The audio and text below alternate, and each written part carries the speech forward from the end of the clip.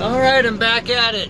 So this time for this gigantic log, I backed up to it. I actually picked it up a little bit with the loader. And I got a chain flipped around it. I got my little co-pilot all ready to go. We're going to give this thing a little bit of a tug. So I'm going to show you, try to show just a little bit of how this thing works.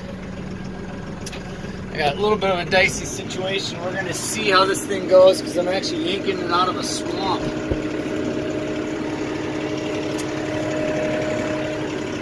I just want to give you a good view of what it's like. It's in four-wheel drive. I'm in low first gear. I'm just going to give her a little bit of a tug. Yeah, she went.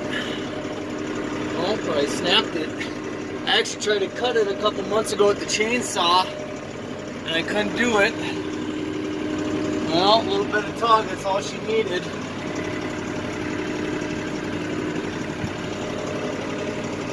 It's tricky for me with the camera here. I'm getting it to move.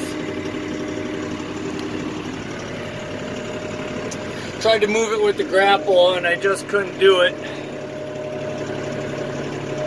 See here, I'm turning and we're doing good. Give a little more fuel.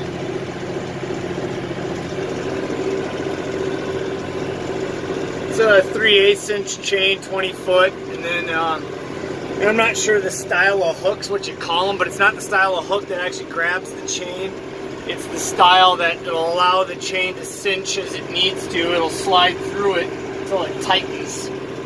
So I always keep two sets of chains on hand, one that'll actually grab the chain and not let it slip, and one will let it slip, and it works good for something like this so it can bind how it needs to actually grab it. I'm going to try and flip gears here.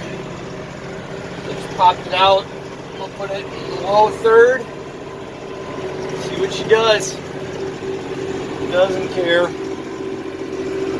Doesn't care. I think once I got this thing out of the swamp, it wasn't going to be an issue. I'll tell you, getting in there was kind of something else because it's just not level at all. You know, this whole thing is kind of rough terrain.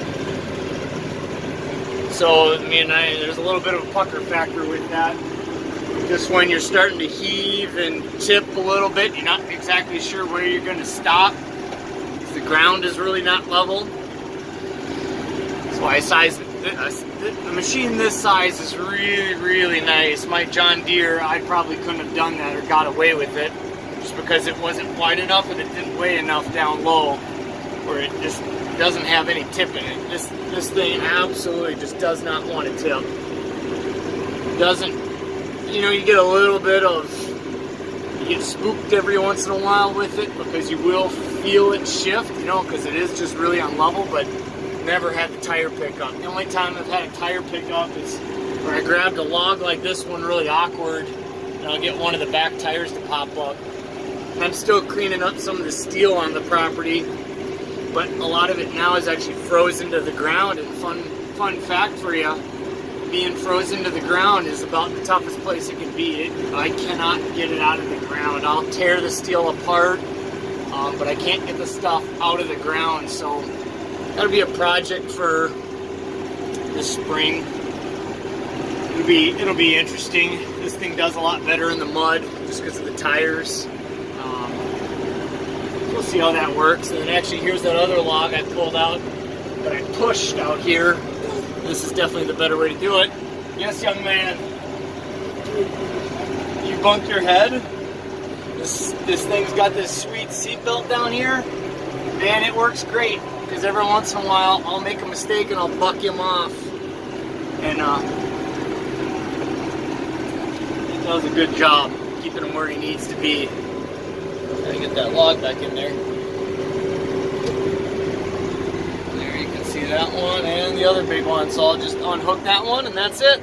That's all I wanted to show. I'll probably try to go grab the other one, but I got the bucket on, not the grapple.